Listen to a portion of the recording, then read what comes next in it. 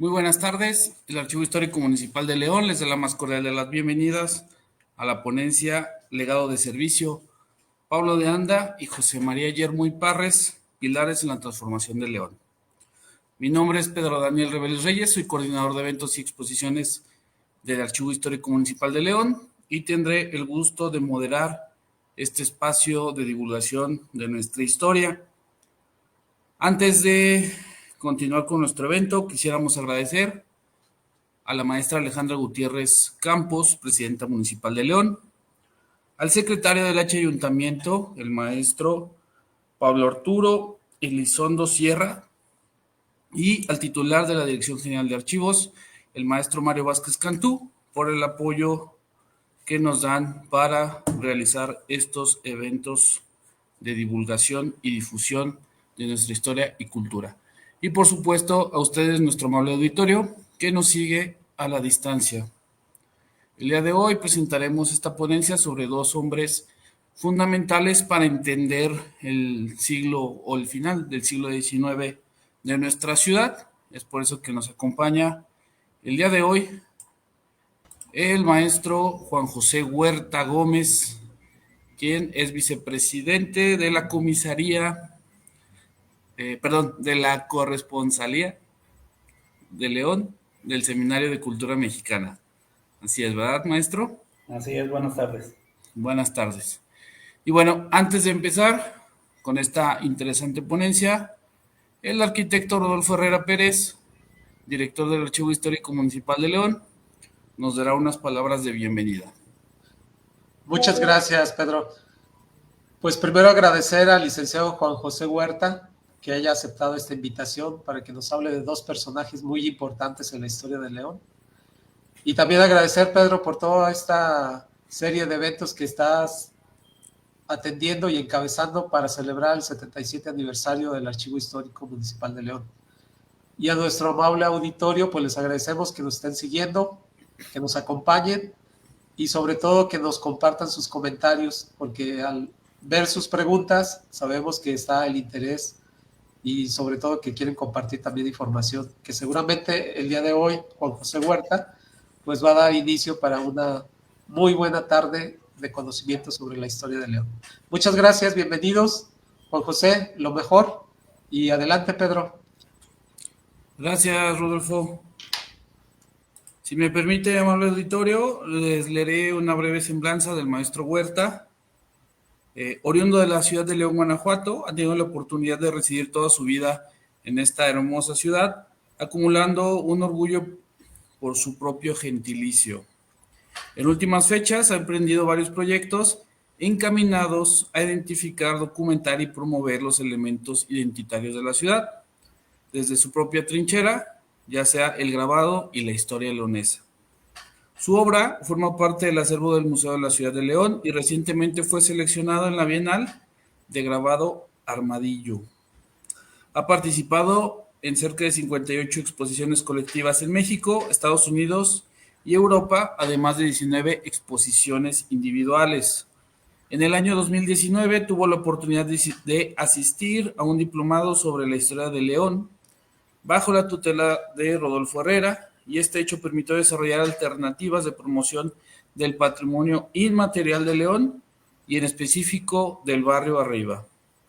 Así, publicó una monografía del Parque Hidalgo en la revista Andares en su número 18, realizó una reseña del libro Mi pecho será su trinchera del arquitecto Herrera, realizó una serie de grabados, registros del barrio, con el colectivo del taller El Naufragio, y ha publicado una serie de infografías sobre personajes, lugares y acontecimientos del barrio Arriba. En el año 2022 escribió junto al ingeniero Jesús Verdín, cronista de San Francisco del Rincón, un libro para conmemorar los 150 años de la llegada de Guadalupe Posada a esta ciudad de León. Se sumó esto a dos exposiciones sobre grabados para aumentar los festejos, y en el mismo año publicó un artículo sobre el trabajo de José R. Mena en la revista del Archivo Histórico Municipal de León, Memoria Leonesa. Actualmente colabora con el proyecto Universidad de la Universidad de Guanajuato, generando conferencias sobre elementos identitarios del barrio arriba. Y además se desempeña como vicepresidente del Seminario de Cultura Mexicana, Corresponsalía León. Reitero los saludos, maestro Huerta, y agradecemos que nos haya aceptado la invitación para hablar sobre dos personajes que nos permiten entender pues la transformación social, patrimonial, inclusive económica, de León a finales del siglo XIX, y que, bueno, vamos a través de su ponencia a ver, no solo conocer su vida, sino su obra, y también pues las similitudes que hay, ¿no?, entre estos dos personajes, uno beato, Pablo de Anda, el otro ya santo, como Guillermo Parres. Pero sin más, y recordando a nuestro amable auditorio que pueden hacer sus preguntas y comentarios en vivo a través de los comentarios que nos permite la plataforma. Al final le daremos lectura. Le damos la palabra al maestro Juan José Huerta. Bien, muchas gracias, buenas tardes. Antes que otra cosa, pues agradecer al Archivo Histórico Municipal de León por su invitación para este espacio de conversación, y pues una felicitación muy cordial por su 77 aniversario. Estos dos personajes es meritorio hablar sobre ellos, porque hace ya 137 años, cuando dieron señales de su valentía, cuando sin pensarlo salieron a apoyar a quienes más habían sufrido los embates de la inundación de 1888.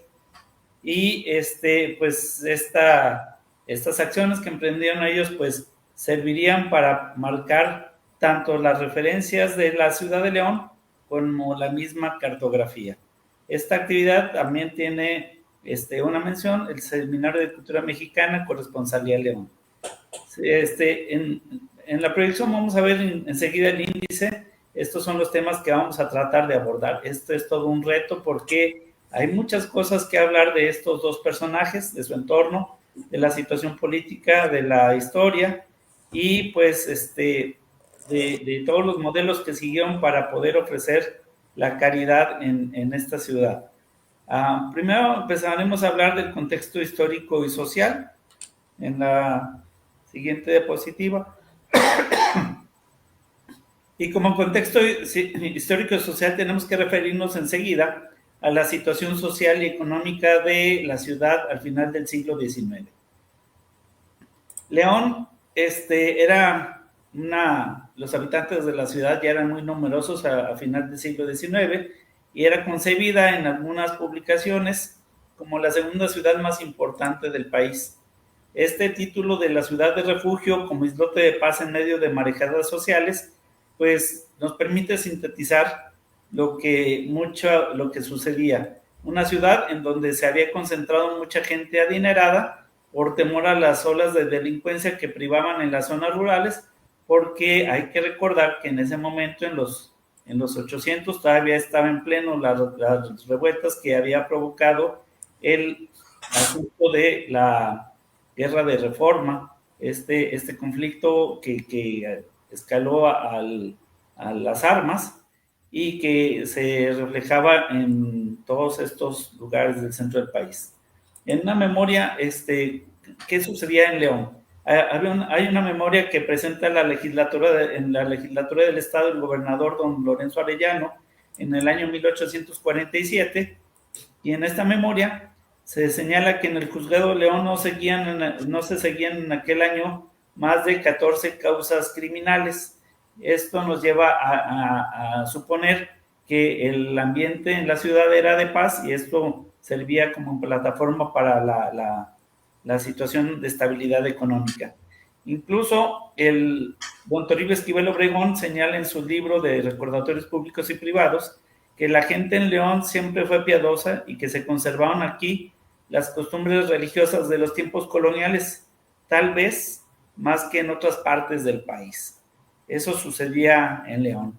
En las siguientes diapositivas vemos el escudo del Segundo Imperio, esta situación política tan especial que se dio en la República, y ahí hay que recordar opiniones como la de Manuel Muñoz Ledo, que señalaba que aquí en Guanajuato, en la época de la Reforma, los gobiernos conservadores y los liberales se estaban sucediendo uno al otro, pero provocando situaciones de conflicto económico al momento de desatender algunos de los compromisos económicos que privaban en la ciudad. Y en este contexto, pues se sucede la intervención francesa, en donde se pretendía consolidar en la ciudad con la instauración de gobiernos que le fueran afines, con una pretensión muy especial, que era terminar con los brotes de violencia que estaban sucediendo en diversos lugares del país. Esto hizo que se plantearan la creación de 3 divisiones militares para poder hacer un resguardo en una de ellas de la comunicación que se daba en las costas del país, una segunda división que se dirigiría por Morelia hacia Toluca y a Cámbaro, y la tercera división, que es la que compete a este territorio, es la que pretendía controlar Querétaro, León, Lagos y Guadalajara. Entonces, el 5 de enero de 1864, las autoridades gubernamentales de Guanajuato se declararon adherentes al imperio. Este es una referencia importante en esta historia que vamos precisamente a describir. Enseguida vemos a Maximiliano. Maximiliano llegó a nuestro país y con este modelo que planteaba la intervención francesa, se empezó a promulgar una campaña de información de lo que estaba sucediendo en el país. Y en esta campaña de información se planteaba que solamente con la intervención de los franceses se podía alcanzar la pacificación del país. Entonces llega Maximiliano y con la intención de conocer el territorio nacional, pues emprende un viaje por todas las ciudades controladas por el ejército francés, a Querétaro, León, a Morelia, a Toluca y algunos lugares cercanos. Emprendió este viaje. Vino solamente él, no vino la emperatriz Carlota, y al estado de Guanajuato llegó en 1864. Visitó primeramente San Miguel de Allende, visitó Guanajuato, el día 29 de septiembre llegó a León, siendo recibido con grupos que salieron a darle la bienvenida, toda una serie de festejos que se suscitaron, incluso hubo algunos vuelos aerostáticos, fuegos artificiales, altares donde estaban los retratos de Carlota y Maximiliano, y unos carteles que a mí me parecen muy significativos, que decían: viva la regencia del imperio, viva la religión que nos gobierna, viva Maximiliano, emperador de México. A pesar de que Benito Juárez había en algún momento estado en la ciudad de León, cuando llega Maximiliano en calidad de emperador, fue recibido y ameritó que en el cabildo se decretara que las plazas de la ciudad fueran rebautizadas como Plaza Maximiliano I y la Plaza Contigua como Plaza de la Emperatriz. Sóstenes Lira, en sus efemérides, incluso señala que hubo una sesión extraordinaria del ayuntamiento para solemnizar la llegada de los emperadores. Y un asunto también relevante es que el arzobispo, la Bastida, el arzobispo de México, extendió una carta pastoral que exhortaba a los fieles a guardar lealtad al nuevo emperador. Esa es la situación política, algo de lo que privaba en la situación política. ¿Qué pasa con la Iglesia Católica en la segunda mitad del siglo XIX? Pues que teníamos en la siguiente diapositiva, podemos ver un mapa del obispado de Michoacán, y ese obispado de Michoacán era muy extenso, y el clero, previendo la necesidad de emplear su estructura y pretendiendo ejercer un mejor control del territorio, tomó la decisión de hacer un ajuste en esta conformación del obispado de Michoacán. Por designios del Papa Pío IX, el obispado de Michoacán fue dividido en dos, de de tal manera de que el obispado de Guanajuato, este obispado anteriormente de Michoacán, destinara a Guanajuato su propio obispado. En este obispado fue José María de Jesús Díez de Sollano y Dávalos quien fue nombrado el primer obispo de aquí de León, y pues emprendió una serie de acciones. Tenemos un acercamiento en esta diapositiva en donde se pretendía que al momento de llegar a este nuevo obispo se tuviera una reorganización, y que esta reorganización se creara 2 provincias eclesiásticas, la de Michoacán y la de Guadalajara, y además de estas 2 provincias eclesiásticas se abrieran 7 diócesis, que era la de León, la de Veracruz, la de Chilapa, la de Chilpancingo, la de Zamora, la de Zacatecas y la de Querétaro. Clemente de Jesús Munguía, el obispo de Michoacán, quien había promovido la nueva diócesis, señalaba que la elección de León como sede del obispado era idónea porque la abundancia de cosas necesarias para la vida que se daba en esta ciudad y el activo comercio brindaban una plataforma idónea para que ahí se estableciera la sede del obispado. De esta manera, en 1863, la ciudad de León se convirtió en el centro de la nueva diócesis. El nuevo obispo, Díez de Sollano, tuvo un recibimiento muy efusivo, y en su esfuerzo pastoral él se planteaba la concordancia de nuevas condiciones de la iglesia. Él se había declarado claramente antiliberal cuando estuvo desempeñándose en otras funciones. Su fama llegaba hasta Roma, precisamente por eso es por lo que el Papa se decidió por la definición de este personaje como obispo de la ciudad, y él lo que pretendió fue buscar mecanismos para vincularse con la sociedad de manera que se dinamizara las parroquias. Este punto es importante porque este fue el preámbulo que sucedió antes de que llegaran Jeremy Parres y Pablo de Anda. ¿Qué buscaba el obispo Díez de Sollano? Que se mejorara la infraestructura, que se crearan nuevas parroquias, que se incrementara el aumento de los ingresos diocesanos, que se crearan congregaciones para el funcionamiento de asilos, de dispensarios, de escuelas, la realización de visitas pastorales, y todo esto era el antecedente que precisamente estaba antes de llegar estos 2 personajes. Un asunto también importante es el que se dio en 1874, cuando el Congreso aprobó la ley reglamentaria de reforma y se ordenó la expulsión de las hermanas de caridad. Y esto hizo que los hospitales y asilos que administraban quedaran a cargo de los municipios. Y obviamente esto hizo que muchos feligreses se manifestaran inconformes con esta medida. Bien, siguiente diapositiva, y tenemos que hablar de algo que sucedió en 1888, una catástrofe de magnitud insospechada, una inundación que sucedía en León, quizá explicado por el mapa que vemos en la siguiente diapositiva, en donde aparece la hidrografía de esta zona. Lo que vemos en esos recuadros que están ahí en el centro son lo que ahora se constituye como el centro de la ciudad, y todos estos arroyos, ríos, cuerpos de agua que estaban rodeando este espacio.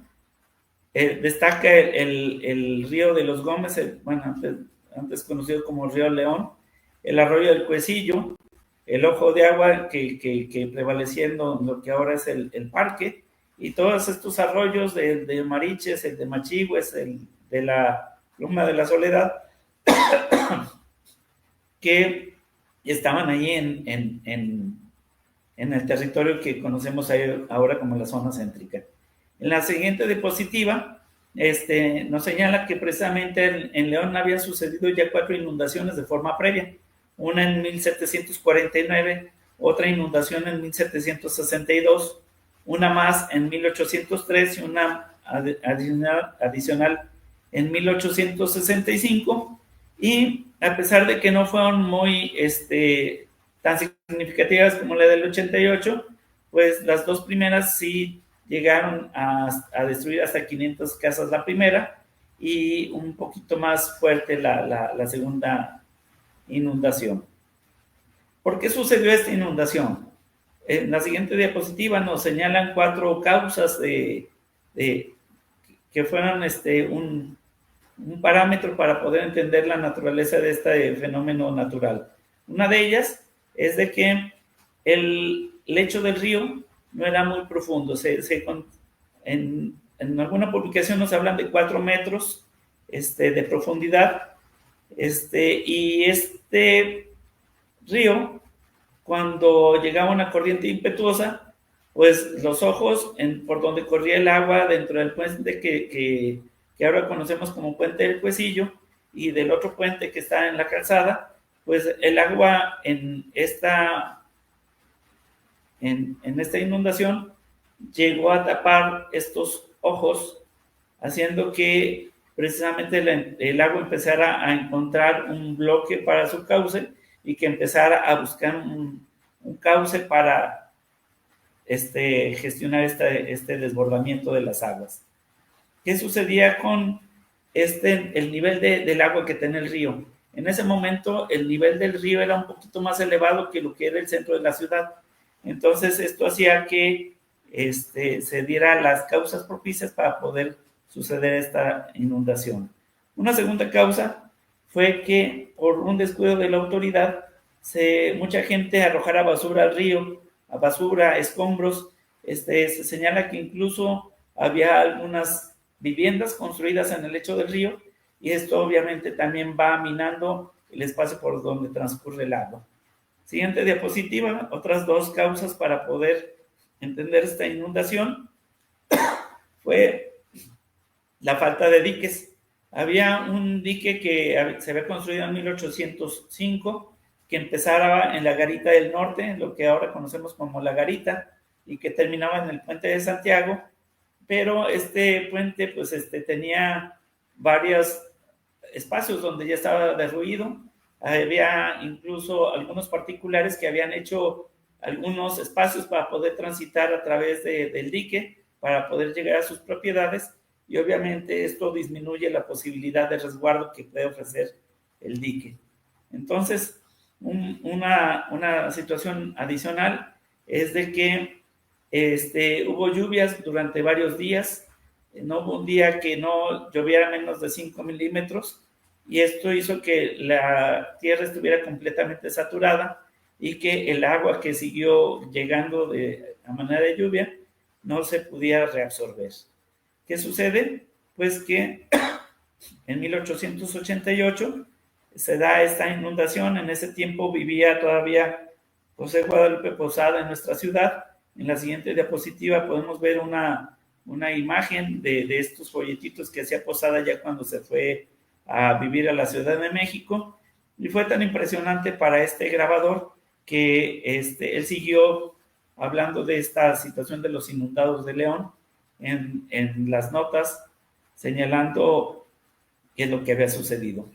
En la siguiente diapositiva vemos un mapa en donde está las zonas oscuras, son aquellas zonas que tuvieron un percance, que fueron destruidas por la inundación. En la siguiente diapositiva tenemos un acercamiento, y en ese acercamiento podemos ver, si nos vamos más adelante, los cuerpos de agua, el río León y el arroyo del Cuecillo, que si nos vemos en la diapositiva siguiente, ahí vemos cómo corren, cómo hay un pequeño desvío del río, y circunstancia en donde se une el río con el arroyo, precisamente nos lleva a pensar en toda esta caudal de agua que había y que constituye precisamente el epicentro de la zona devastada. En la siguiente diapositiva vemos las zonas que fueron completamente destruidas, estas que están en el espacio del barrio arriba y del barrio de Santiago.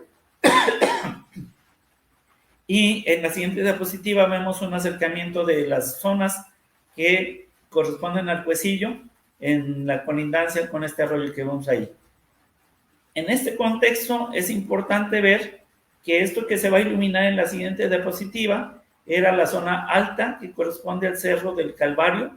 Ahí está precisamente esta zona, ahí es uno de los puntos de resguardo que tuvo esta zona, todas estas personas que fueron damnificados de la inundación, y la otra zona fue el Cerro de la Soledad. En ese Cerro de la Soledad, precisamente ahí se va a iluminar en la siguiente diapositiva, que es donde fue la otra zona alta, a donde fue un resguardo natural para todas las personas que estuvieron sufriendo los daños de esta inundación. Vemos en la siguiente diapositiva una imagen de todo esto que se pudo rescatar con fotografías de lo que sucedió en la noche del 18 de junio a las 2 de la mañana. Se empezó a sentir los rugidos de la lluvia, empezaron los serenos a anunciar que la gente tenía que resguardarse, que tenían que dejar sus casas, porque se empezaba a ver que el agua había subido más de 1 metro y que las casas se empezaban a derrumbar. Las casas primordialmente eran de adobe, casi todas las viviendas eran de un solo piso. Entonces, una de las situaciones que empezó a realizar la población en ese momento fue subirse a las azoteas, pero al momento de estar viendo que las paredes no estaban sosteniendo las viviendas, fue necesario que buscaran un refugio adicional. Una fotografía adicional está en la siguiente diapositiva. Ahí podemos ver estos desastres. Fueron 117 las manzanas que se destruyeron, 79 fueron arrasadas de manera completa y esto implicó 3.500 casas destruidas. El conteo de los cadáveres que fueron encontrados fue de 249 cadáveres. Dudamos que haya sido esa la cantidad total, porque algunos de otros fueron arrastrados por la corriente y a lo mejor ya no fueron identificados. Hubo 1.400 desaparecidos y más de 500 familias quedaron en la miseria. Tenemos que hacer un énfasis en la pobreza y en la vulnerabilidad de la población leonesa en esa época. Y tenemos que decir que precisamente esta imagen que nos presenta la siguiente fotografía nos lleva a hablar de todas estas personas con sus sombreros de piloncillo y con las calles completamente anegadas, que corrieron hacia los cerros para estar resguardándose y resguardando las pocas pertenencias que pudieron llevar consigo. Una fotografía más de toda esta devastación aparece enseguida, en donde se puede ver precisamente todos estos destrucción que se daba por la ciudad, toda esta zona devastada, en donde debajo de los escombros se habían quedado pertenencias, pero también habían quedado cadáveres, y esto ameritó que se empezaran a emprender acciones de manera inmediata. En la siguiente diapositiva vemos imágenes de el gobernador Manuel González, y pues tenemos que decir que el jefe político de la ciudad, Carlos Basauri, convocó a la Junta de Vecinos para tomar medidas que pudieran ayudar a las víctimas y que pudieran brindar un pronto auxilio. Se destinó dinero, se empezó a identificar qué es lo que se podía emprender y se dispuso la apertura de 10 asilos para poder atender a los damnificados. Uno de estos asilos se estableció en el barrio del Cuecillo, otro más en San Juan de Dios, un asilo más en el Monte de Piedad, en la Plaza de Toros, en la Escuela Nacional de Niños y Niñas, en la Plaza de Gallos, y uno más en el Santuario de Guadalupe y en el Calvario. Hay algunas referencias que nos hablan de otros sitios, pero esto que les estoy refiriendo es lo que documenta el licenciado Carlos Navarro en su publicación de Inundaciones Graves de León. ¿Cuál fue el papel de la Iglesia? Que es el siguiente paso que tenemos que analizar. El papel de la Iglesia y de la sociedad civil en la asistencia social de León. pues uno de los resguardos que tuvo la sociedad precisamente en ese momento fue ajustarse a su fervor religioso, y algunos cronistas de la época nos hablan de que era muy común ver velas encendidas en las ventanas de las viviendas, o incluso personas que se dedicaban a tocar campanitas consagradas, precisamente buscando un refugio en la religión.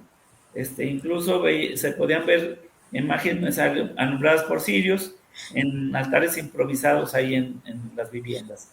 Si recorremos 2 diapositivas más, vamos a ver uno de los exvotos que es muy popular, en donde se ve precisamente la imagen de la ciudad inundada con el fondo de la Virgen de la Luz, de Nuestra Señora, Nuestra Madre Santísima de la Luz.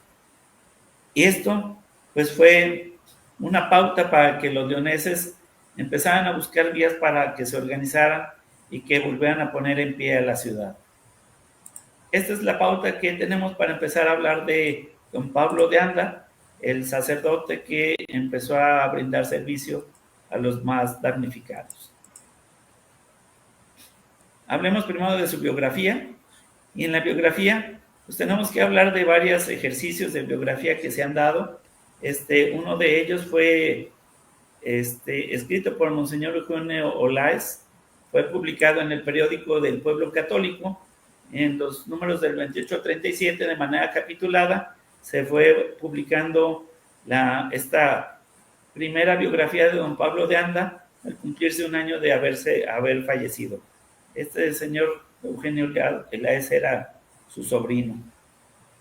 Otra biografía otro esfuerzo significativo es el que brinda la hermana Catalina Díaz Pino, de la congregación, que, apoyada por su superiora, se dedicó a visitar archivos, hemerotecas y todos esos sitios donde podía haber encontrado información sobre Pablo de Anda.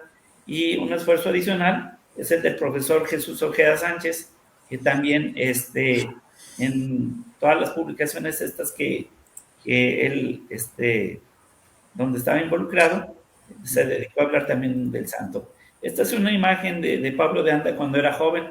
Él nació en San Juan de los Lagos el 5 de julio de 1830.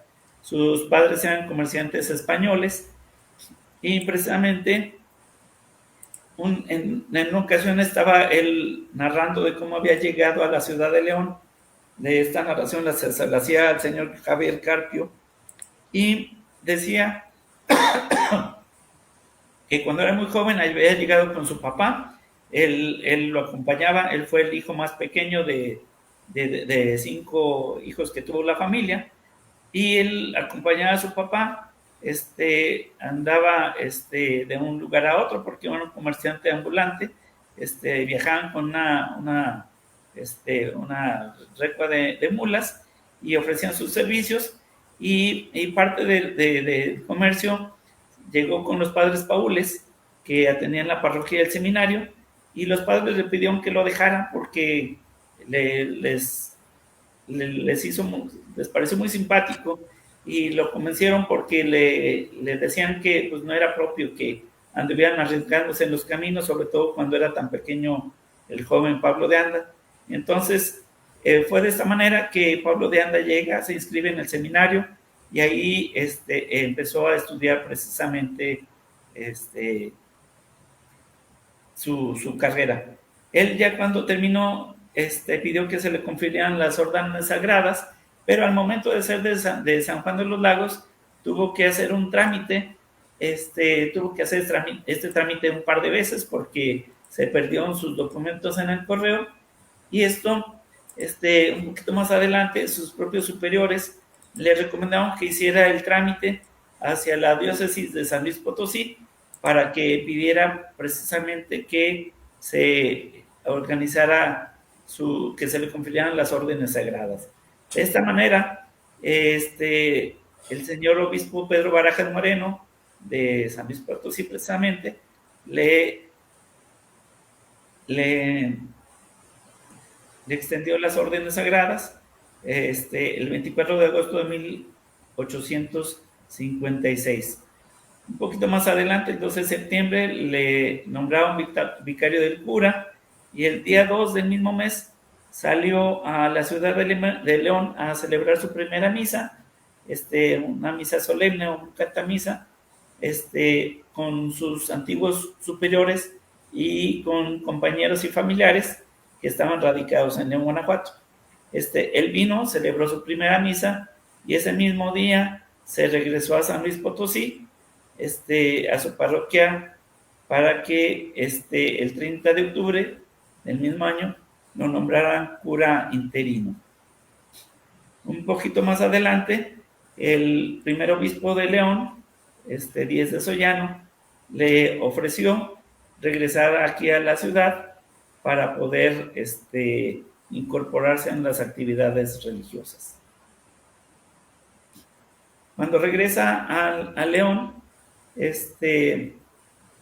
pues había una referencia importante justo antes de que viniera para acá don Pablo de Anda, y esto es que allá donde estaba, en la parroquia en donde estaba, cerca se estaban dando batallas por esta guerra de la Reforma, y él se dedicaba a ir ahí después de las batallas a dar asistencia espiritual y física a los enfermos y moribundos, y esto lo marcó precisamente en estas actividades caritativas que más adelante se estarían dando de manera más fuerte.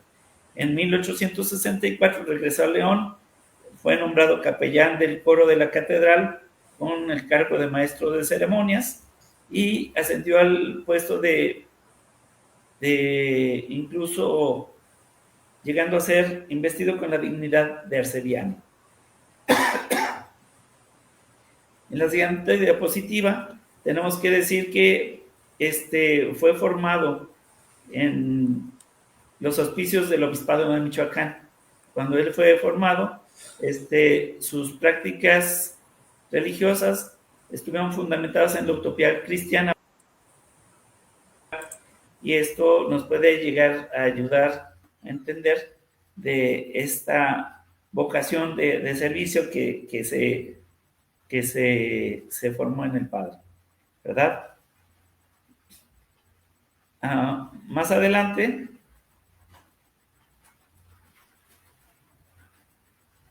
estaremos hablando de que nos vamos a ir a una diapositiva, precisamente ahí. De su compromiso con los pobres. Nos vamos a brincar 2 diapositivas, y tendremos que decir que ya cuando llegó a León, cuando se incorporó, uno de los primeros encargos que tuvo fue ser capellán de la capilla de San Francisco de Paula, en el barrio arriba. Debido a la naturaleza que tenía, a toda esta destrucción que había, una de sus primeras acciones fue reparar el techo, que se encontraba en pésimas condiciones, y después de esta acción, pues también se desempeñó como capellán de un convento de capuchinas. Fue también director y predicador de ejercicios espirituales, de retiros espirituales para señoras. Fue consultor en cuestiones litúrgicas. Además de esto, fue editor y escritor de ejercicios espirituales y de retiros espirituales. Fue fundador de una casa de misericordia para ancianos y huérfanos. Tenemos que decir también que por un tiempo estuvo madurando la idea de crear un santuario a la Virgen de Guadalupe. Después de un sueño, se refería a uno de sus compañeros de la catedral, que después de un sueño él había identificado que una voz le decía que tenía que hacer este santuario a la pie de unas peñas, en donde encontrará enterrado un cadáver. Entonces, con don Eugenio Olaez de Anda y con el padre Sierrita, José de la Merced Sierra, precisamente emprendió esta labor. Se encontró con las peñas que están en el centro de la Soledad, y precisamente de manera fortuita ahí señalaba el mismo padre que encontró el cadáver, y esto lo llevó a emprender una acción para erigir este santuario de la Virgen de Guadalupe. Ya en 2 ocasiones anteriores ya se había tratado de establecer este santuario, ya había paredes, ya había una construcción incipiente ahí en ese espacio, y después decidió continuar con esta empresa que se había iniciado en 1870 y en 1875. De esta manera, la bendición de la obra terminada, la primera piedra fue colocada en 1870 y la bendición de la obra sucede en 1875.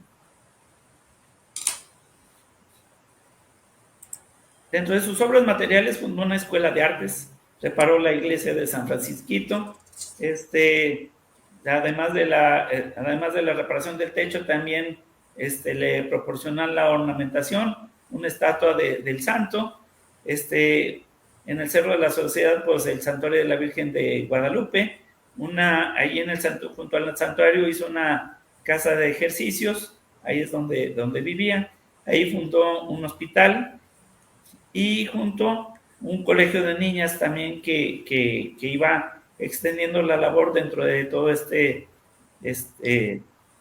espacio en donde se sucedían todas estas actividades. Junto con esta actividad, pues se estableció la Asociación de Hijas de María el 15 de septiembre de 1866, teniendo como centro la Casa de las Hermanas de la Caridad. En diciembre de 1874, después de que el gobierno obligara a las hermanas de San Vicente a salir del país,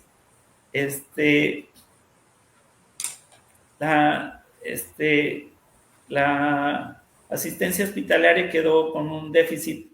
Entonces, esto brindó una pauta para que pudiera entrar ahí a tomar acciones también don Pablo de Anda, y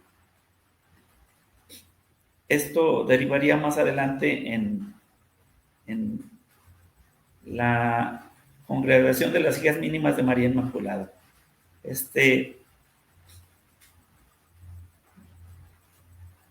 Un poquito más adelante tenemos esta imagen que veíamos antes. Ahí dentro de este complejo se pueden ver precisamente la casa de ejercicios espirituales, donde se impartían las conferencias, al hospital, y todo este espacio fue fundamental para poder dar alojo a todos estos damnificados de la inundación, precisamente para que ahí pudieran tener un espacio para resguardarse y para poder ser alimentados. Tanto estos espacios fueron fundamentales para poder resguardar a toda la población.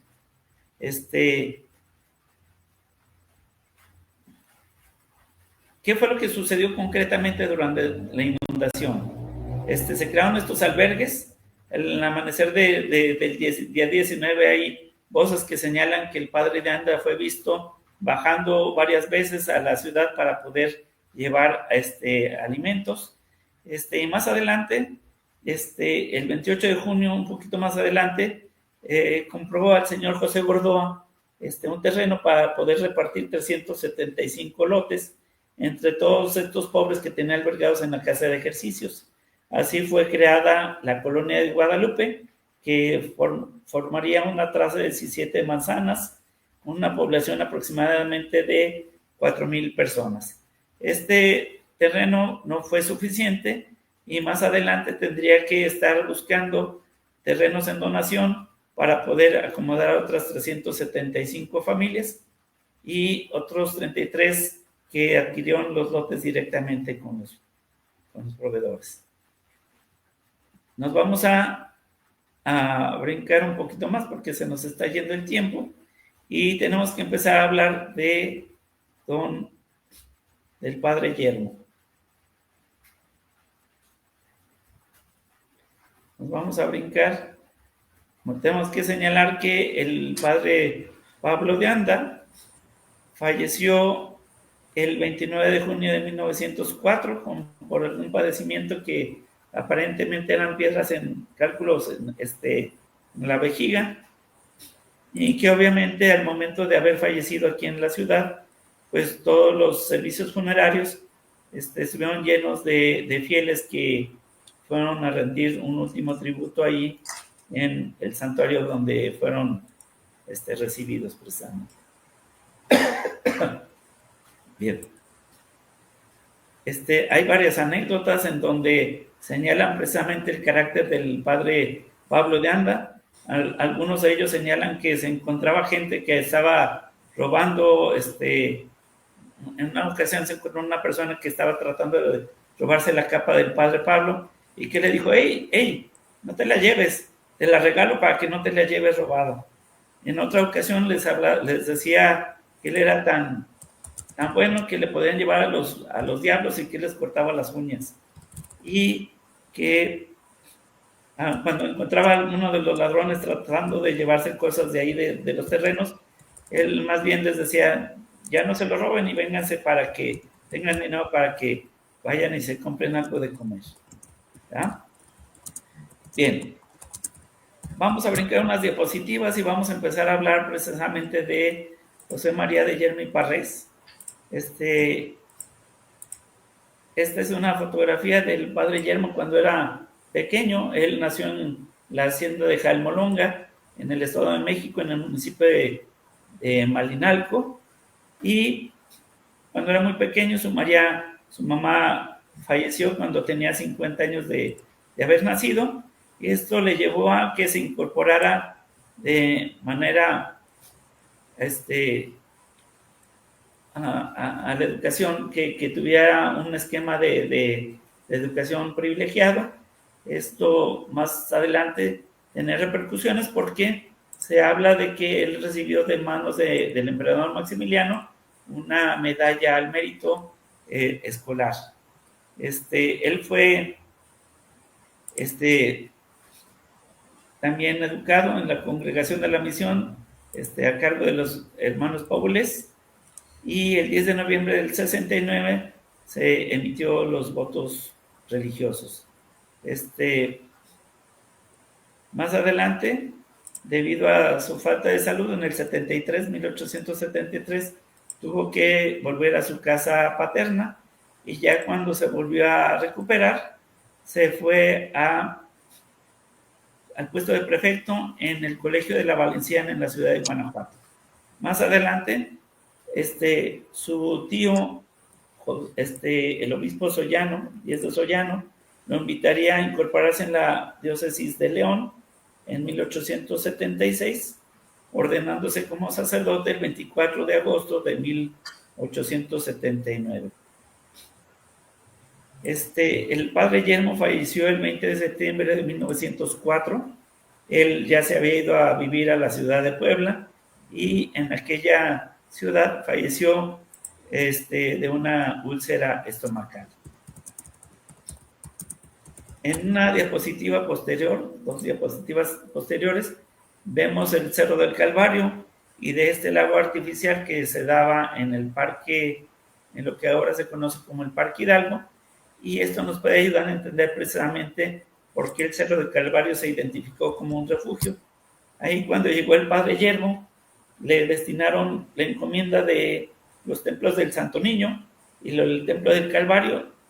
Aparentemente no le gustó mucho este asunto porque esto era la periferia de la ciudad, en las zonas más pobres estaba prácticamente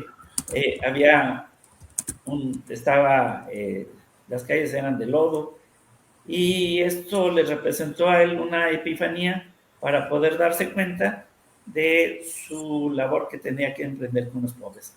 Enseguida vemos una fotografía del padre Prudencio Castro, que era el que estaba encargado precisamente de estas 2 iglesias, y al fallecimiento, pues el padre Yermo emprendió la labor de continuar con esta construcción de lo que se estaba dando sobre todo en el Calvario.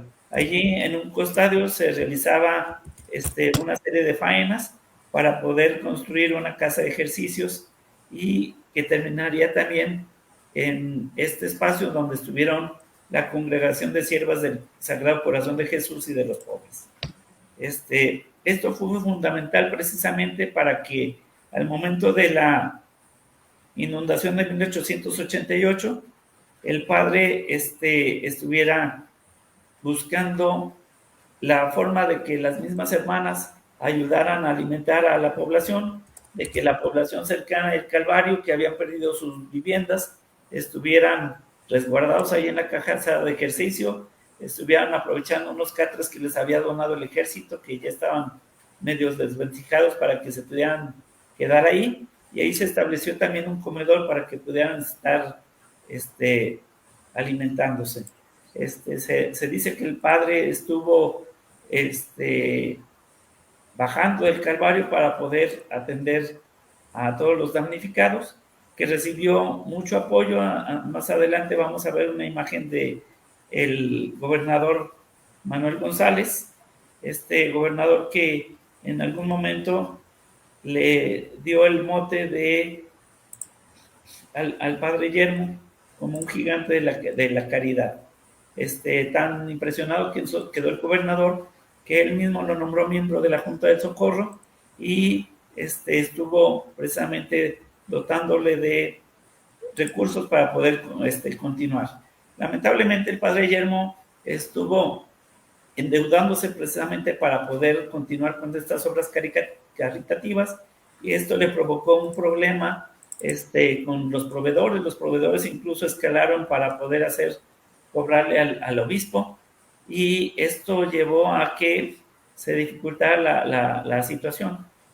Un poquito más adelante el padre Yermo tuvo que emigrar a la ciudad de Puebla, pero allí en la ciudad de Puebla seguía dando conferencias. Se habla de que daba incluso 5 conferencias al día, y que todos estos recursos que obtenía de estas conferencias los seguía destinando a cubrir las deudas que habían quedado acá con los acreedores de León, ¿verdad? En 1886 se inauguró el Asilo del Calvario, que fue sostenido hasta su muerte por el doctor Rosendo Gutiérrez de Velasco, y en el inicio se congregaron ahí 60 pobres, desde niños, vagabundos, enfermos y ancianos, atendidos por las siervas del Sagrado Corazón de Jesús y de los pobres. Enseguida vemos al cuadro de la Inspiración, esta imagen que nos habla de un episodio donde el padre Yermo encontró ahí en un río cercano unos cerdos que estaban comiéndose a unos niños recién nacidos, unos niños expósitos, y que esto le brindaron la epifanía de estar haciendo una labor por todos los pobres que estaban contigus al Calvario. Más adelante, todo esto se derivaría en las acciones que se dieron en la inundación del 1888. Fue en 1889 cuando decidió trasladar el gobierno de la Congregación de León a Puebla, y del padre Yermo hay varios escritos que emitió en vida, que lamentablemente no todos ellos han sido editados ni publicados, pero en la ciudad de Puebla formó una sociedad anónima, tuvo una revista religiosa llamada El Reproductor Eclesiástico Mexicano, y ahí en la congregación pues se tiene en resguardo todos estos escritos. Una diapositiva más adelante vemos todas estas instituciones, un poquito más adelante. Uno más. Vemos todas estas instituciones que emprendió el padre Yermo desde 1885, las ciudades en donde se fueron creando hasta 1904 en su fallecimiento. Y pues posterior a esto tenemos que decir que el padre Yermo fue beatificado por el Papa Juan Pablo II el 6 de mayo de 1990 en la Basílica de Nuestra Señora de Guadalupe, junto con Juan Diego y los 3 niños mártires de Tlaxcala, y fue canonizado posteriormente por el mismo Papa Juan Pablo II el 21 de mayo en Roma el año 2000. perdón, los restos del padre Yelmo descansan en la capilla de la Casa Central de las Siervas del Sagrado Corazón de Jesús y de los Pobres, que están en la ciudad de Puebla. Tenemos que decir que este compromiso que tuvieron estos dos sacerdotes tiene varias similitudes. En primer lugar, los dos sacerdotes provenían de familias españolas. En segundo lugar, los dos habían sido educados por los paules. Los dos llegaron como migrantes a León y se dedicaron precisamente, se volcaron a su actividad en la ciudad de León, y algunas diferencias fueron que el padre Pablo de Anda continuó su actividad aquí en León, mientras que el padre Yermo se fue a Puebla, pero los dos fallecieron en 1904. Y un punto especial que sí me gustaría detenerme es en todo el reconocimiento que se le ha dado a estas figuras, donde podemos ver narraciones acerca de todo esto. En una diapositiva posterior podemos ver algunas publicaciones en donde se escribe sobre el padre Yelmo. El primero describe qué pasa en León en 1872, las efemérides de la ciudad de León, este pequeño escrito que se narra la biografía de don Pablo de Anda, la publicación del Archivo Histórico Municipal de León sobre inundaciones graves de León. Adelante podemos ver otro archivo de otro libro de el señor Malacara sobre León y sus inundaciones, el libro de la doctora Labarté sobre León en medio de dos inundaciones, el libro de Mariano González Leal de León, Trayectoria y Destino, y esta compilación de publicaciones del doctor Jesús Ibarra sobre una de las publicaciones que se tiene de las inundaciones. Obviamente el libro más adelante vemos el libro del profesor Jesús Ojeda en la siguiente diapositiva, de León, 500 años de historia, este libro de don Pablo de Anda Padilla, el libro de León, lo que sucedió en León entre 1800 y 1900, y otro libro de La Gran Carretera y un viaje a la eternidad. En la siguiente diapositiva vemos un libro sobre el padre Yermo, este libro de la ciudad de León a través de los hospitales, en donde describen el hospital de San José, que terminaría en el hospital Pablo de Anda, los recordatorios públicos y privados de Toribe Esquivel Obregón, y este diccionario de protagonistas del mundo católico de México del siglo XX. Aquí me voy a detener con este diccionario un poquito más adelante. ¿Qué tenemos que decir además de esto? Que en la ciudad de León, cómo se le ha rendido un homenaje al mérito de estas personas. Cerca del Boulevard Torres Landa, casi en la esquina con el Boulevard Venustiano Carranza, ahí muy cerquita, está la calle Pablo de Anda, esta calle que tiene apenas 5 cuadras y que de alguna manera habla de este prócer leonés. Hay otra calle que está precisamente en el santuario, pero que ahí no alcanzó a ponérsele más que la calle Anda, ¿sí? Solamente se conoce como la calle Anda, y tenemos una referencia de un personaje en los años 30 que hizo una propuesta al Cabildo leonés que proponía que esa colonia que se llamaba Guadalupe, contigua al santuario, se le diera el nombre de Colonia Pablo de Anda. Sin embargo, esta propuesta no fue tomada en cuenta. Más adelante vemos un mapa en donde está esta calle que se llama Yermo y Parrés, precisamente a espaldas del Calvario. Ahí es una calle de solamente una cuadra y que tiene estatua del padre Yermo. Estatuas de Pablo de Anda las podemos ver en los colegios. Hay varios hospitales, está el Hospital Pablo de Anda, hay varios colegios Yermo y Parrés y Hospitales Pablo de Anda. En el Paseo de los Insurgentes hay una estatua del Padre Yermo, hay una parroquia que se llama también Yermo y Parrés, y sin embargo aquí hay una situación interesante que me gustaría comentarles un poquito antes, por favor, que es este diccionario de protagonistas protagonistas del mundo católico de México en el siglo XIX. Vemos la lista de todas las personas que están destacadas en este diccionario. Sin embargo, si nos vamos a la letra D, vamos a ver que, a pesar de que el padre Yermo y Parrés falleció en 1904, no está incluido en este diccionario. Más adelante, lo que estamos viendo ahí es que también Pablo de Anda falleció en 1904, sin embargo, no aparece dentro de este diccionario. ¿Qué sucede en estas efemérides de la ciudad de León?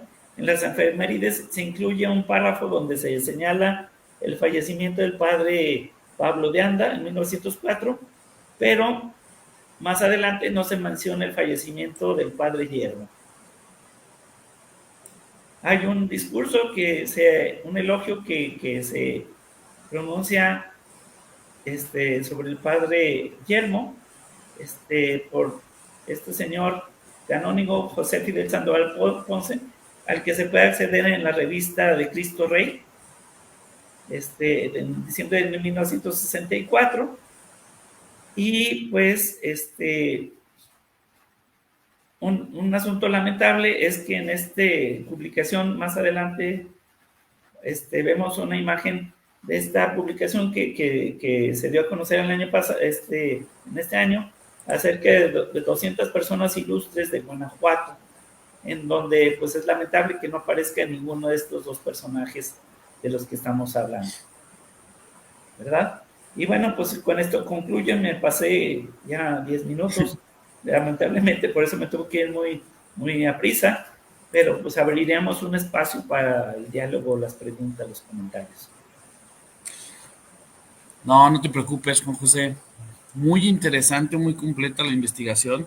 Creo que la gente que nos acompaña, nuestro auditorio pudiera estar fácil otra hora escuchando los datos tan precisos, pero sobre todo importantes de estos dos personajes, Pablo de Anda y Yermo y Parrés, que como bien lo mencionaste a lo largo de la ponencia, son fundamentales para entender esa transformación de León a finales del siglo XIX, sobre todo por un hecho caótico, ¿no? Una catástrofe que ocurre como la inundación de 1888, cómo movilizaron a la sociedad, cómo impulsaron la creación de vivienda, podríamos decirlo de cierta manera, interés social, ¿no? Hoy reconocemos nosotros eh, el santuario, el fraccionamiento Guadalupe, el Calvario, como espacios que ellos dieron a los más desvalidos, además de atenderlos en hospitales, en hospicios, toda esta labor social que hicieron, también proporcionaron un espacio para que las personas que se habían quedado sin hogar por esta catástrofe pudieran continuar y pues tener una mejor calidad de vida. Y eso es un impacto social, es un impacto inclusive, como lo mencionábamos, urbanístico, porque hoy en día estas colonias pues han crecido y han salido de ahí bastantes personas que han replicado la labor de estos dos personajes y pues como lo veníamos diciendo, es muy importante su labor en León, en su transformación a finales del siglo XIX. Y también comentar lo que bien señalabas, ¿no? O sea, son dos personajes que migran a nuestra ciudad y aquí encuentran posiblemente el campo fértil para poder realizar las acciones que posiblemente en sus lugares de origen no pudieron. Y precisar también un poco o hablar un poco de que León afortunadamente en este periodo tuvo religiosos muy interesados en la labor, en la beneficencia social con los niños, en la educación. Encontramos no solo a estos dos personajes, sino un poco más adelante al padre Saldaña, al padre Lira, a las religiosas Camarena. Entonces, creo que es una característica que tienen los religiosos de nuestra ciudad, que no solo se quedan con la parte precisamente del culto, sino que siempre han apoyado a la sociedad leonesa de una u otra manera, y es muy importante destacar esta labor, ¿no? O sea, no quedarnos solo con la parte eclesial, sino sus acciones con la sociedad leonesa, el impacto que tuvieron en nuestra ciudad y que siguen teniendo en nuestra ciudad.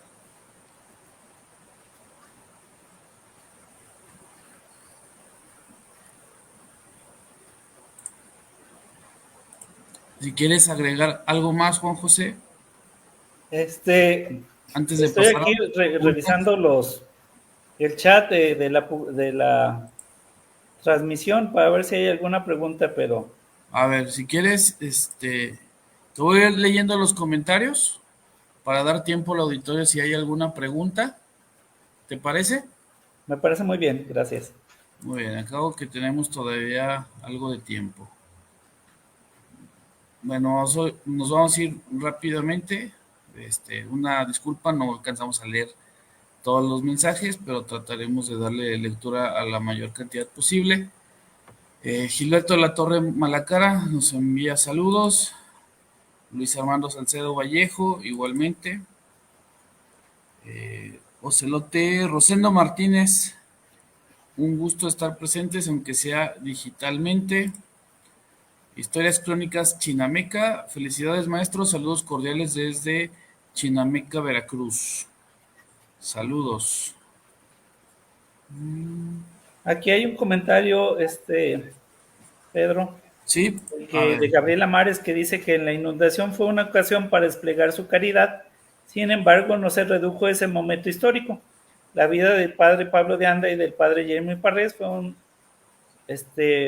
donarse a su prójimo, y este comentario me parece muy significativo, muy relevante, porque precisamente el arraigo de estos dos personajes, gracias a los colegios, gracias al hospital, gracias al recuerdo de la gente, precisamente sigue vivo en nuestra ciudad.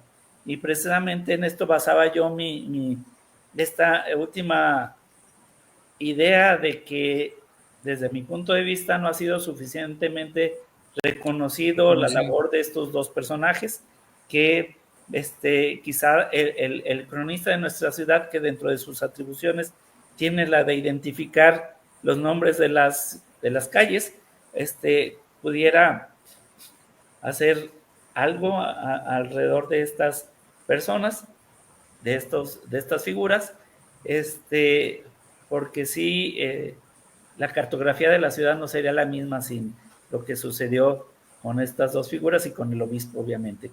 Sí, claro, como bien lo mencionaba, quizás en el barrio, ¿no? Ya que los dos estuvieron en el barrio. Exacto. O en el Santuario de Guadalupe, porque si vienen dentro del imaginario y con todas las escuelas, hospitales, hospicios, congregaciones que fundaron, está el reconocimiento posiblemente de la parte civil. Hace falta algo, ¿no? Nos queda como ese sinsabor posiblemente de estas dos figuras tan importantes del siglo XIX leonés. Quizás podemos hacer algo más para reconocerles.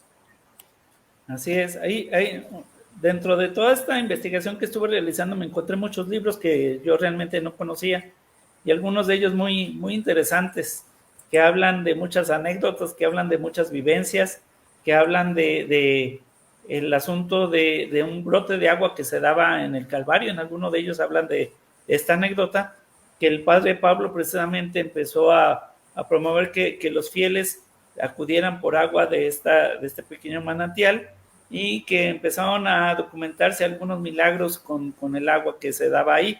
Algunos milagros como la recuperación de la vista de uno de los niños, que fueron documentados por la Mitra, y que lamentablemente, decía esta publicación, los padres jesuitas que llegaron después, pues cerraron este pequeño manantial que se daba. En el santuario, ¿verdad? En el santuario, sí. El santuario. Muy bien. Siguiendo con los comentarios, Luis Manuel González Gómez, excelente ponencia e información. Un saludo cordial para Juan José Huerta por hablarnos del tema y agradecer al archivo por este acercamiento a la historia.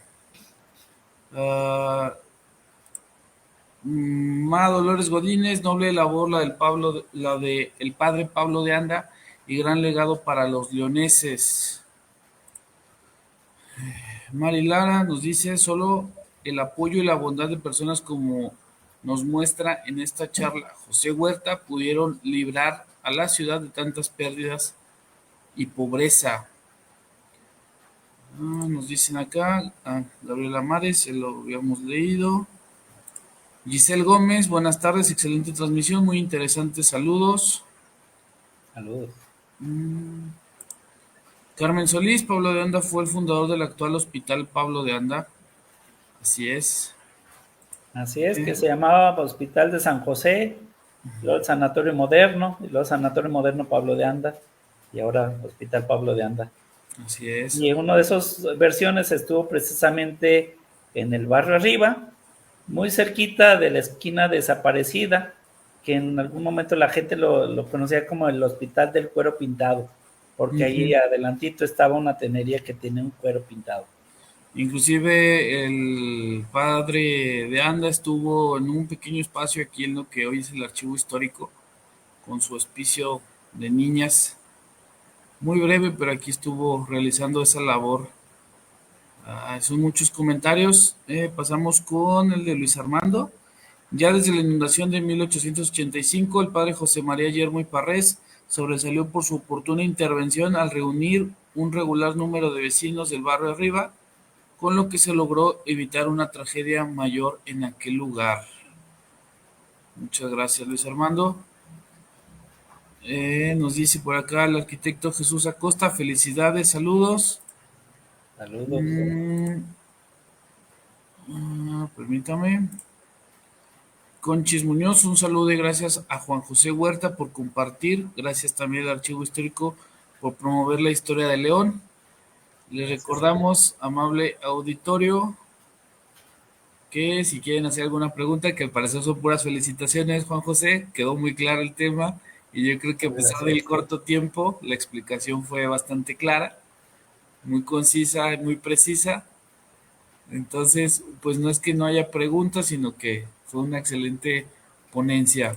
Es todo un reto hablar en tan poquito tiempo de estos dos personajes. Hay muchas cosas que decir, hay mucho que leer al respecto y yo sí los invitaría a que se acerquen precisamente a todas estas publicaciones que se pueden encontrar en el archivo histórico. Hay una buena parte de estas publicaciones.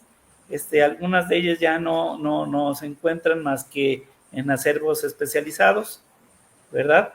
Por la antigüedad que tienen, pero sí es una fuente bien importante que nos ayuda a entender la historia de León, lo que sucede con el obispado, lo que sucede con Maximiliano y cómo todo esto tiene vasos comunicantes que nos ayudan a entender los por qué. Cómo la división del obispado fue creando el primer obispo de León y esto dio pauta para que sucediera esta labor parroquial que sucede con estos dos personajes.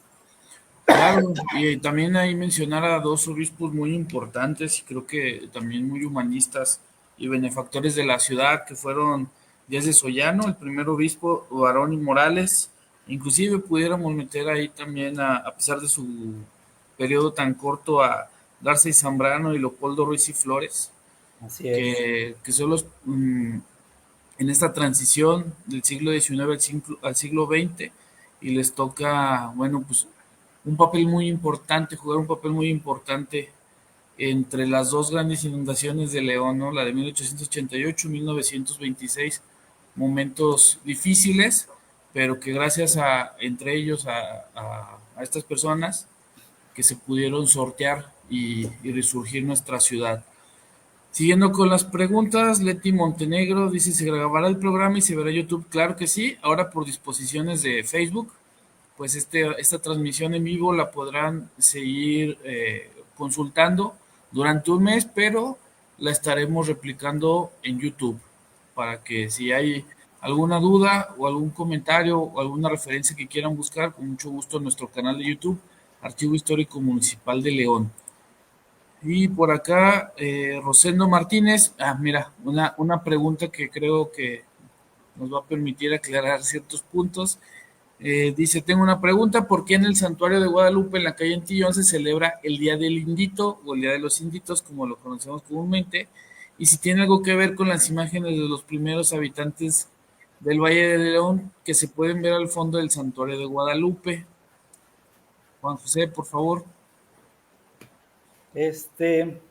Bien, aquí yo me gustaría remitirme a algún otro experto que ha abordado esta tradición de los inditos, que es nuestro querido Jesús Fuentes. Él propiamente es el que ha dado trazabilidad a este fenómeno de los inditos. Yo personalmente no creo que tenga mucho que ver con los antiguos pobladores de León, porque nuestra reminiscencia con ellos no es de lo más agradable y es más una romantización de este fenómeno de los inditos. Pero hay que recordar que el obispado de León desde el inicio tuvo una labor fundamental para la definición de las costumbres de la población. Y después de las fiestas de León, alguien dice que se veía mucha borrachera y que después de todas estas borracheras se ameritaba tener un tiempo de recogimiento, y que precisamente de ahí empezaron a suceder las peregrinaciones a San Juan de los Lagos. Y estas peregrinaciones de San Juan de los Lagos era como que el tiempo de expiación después de toda la fiesta que había sucedido en las fiestas de la Fundación de León. Y pues coincide un poquito con esto. Entonces yo creo que ahí tú tienes más referencias, Pedro. Sí, pues sabemos o estaba bien documentado que el padre de Anda es el que inicia esta festividad, como para no chocar, digámoslo de cierta manera, con la festividad que le hacían a la Virgen de Guadalupe, que le hacen a la Virgen de Guadalupe en catedral, las peregrinaciones que iban y venían precisamente a la Ciudad de México el 12 de diciembre, y es él el que decide pues darle ese, digámoslo así, toque de ataviar a los niños, a las niñas, inclusive a los adultos hasta hoy en día, como dieguitos por San Juan Diego y Marías, como inditas a las niñas y a las señoras, y así mostrar su respeto, veneración a la Virgen de Guadalupe que está ahí en el santuario. Una tradición que es de finales del siglo XIX, promovida por el padre de Anda, y que, bueno, hoy en día es una de las más reconocibles y asistidas por los leoneses el 12 de enero, ¿no? Previo a la fundación, previo a las festividades que mencionas, pasa la feria y luego, como bien sabes, pues nos vamos a San Juan caminando, ¿no? Para seguir con estas veneraciones y este culto a las imágenes marianas. Siguiendo con los comentarios y para ya ir cerrando, Yolanda Victorino, buenas tardes, saludos desde Salvatierra, muchas gracias, saludos hasta la primera ciudad de Guanajuato. Y ya para cerrar, Juan José dice, el padre Pablo de Anda era un gran enamorado de la Virgen María. Él organizaba precisamente lo que comentábamos, ¿no? Él organizaba las peregrinaciones en tren a la Basílica de Guadalupe, por lo que decidió que al mes de la fiesta del 12 de diciembre, el 12 de enero, fuera su fiesta en León. Muy buen dato, muchas gracias. Sí, muchas gracias. Catalina Mora Aldape nos dice, felicitaciones para el maestro Juan José Huerta. Muchas gracias. Gaby Barrón, muchas gracias, licenciado Huerta, muy interesante, es muy necesario conocer a estos personajes que hicieron tanto por nuestra ciudad. Y bueno, pues con este último comentario cerraríamos, Juan José. No sé si quieras dar algún comentario final. Pues sí, a mí me gustaría agradecer al Archivo Histórico por este espacio que nos brindan para poder comentar acerca de esta información. Esta celebración de sus 77 años nos llena de regocijo, porque celebrar 77 años trabajando y todavía planteándose nuevos proyectos es una situación significativa. Y qué bueno que estos proyectos sean incluyentes. Yo estoy seguro que hay mucha gente que tiene muchas cosas de qué hablar, de muchos temas que no son significativos para todos los leoneses. Yo agradezco a todas las personas que estuvieron escuchando por su atención y su interés. Y pues estamos a la orden para seguir con esta discusión más adelante. Y pues un agradecimiento a todos. No, al contrario, Juan José, los archivos no serían nada sin los consultantes y los investigadores, sin el público que sigue estos eventos que son para ustedes, que nosotros solo somos el medio para que investigadores como tú den a conocer este trabajo que habla sobre la historia, cultura, personajes de León y de la región. Si bien nosotros somos la fuente documental, no serviría de nada tener el acervo muy bien resguardado si no le damos divulgación y difusión a través de estos eventos y en voz de ustedes los investigadores. Así que muchas gracias por participar, por aceptar la invitación, sobre todo en el marco de este 77 aniversario de nuestra institución. Muchas gracias, Juan José. Muchas felicidades, muchas gracias. Gracias y muchas gracias a ustedes, amable auditorio, por permitirnos llegar hasta sus hogares, celulares o desde donde nos estén viendo y en las ciudades que nos estén viendo. Agradecemos el favor de su presencia virtual y además invitarles este próximo jueves 17 de julio a la presentación del libro León durante la intervención francesa, una nueva edición del Archivo Histórico Municipal de León, a las 6 de la tarde en nuestras instalaciones, recordando que al finalizar de esta presentación entregaremos un ejemplar por persona, así es que con mayor razón los invitamos para que estén presentes, se lleven un ejemplar de esta nueva publicación y estar al pendiente de nuestras redes sociales porque los festejos y actividades por el 77 aniversario del Archivo Histórico Municipal de León no terminan. Nos estaremos manteniendo en contacto e informando sobre este próximo evento y otros más que tendremos en este mes de julio. Muchísimas gracias. Que esté muy bien. Nos reencontramos en cualquier momento. Muy buenas noches. Buenas noches.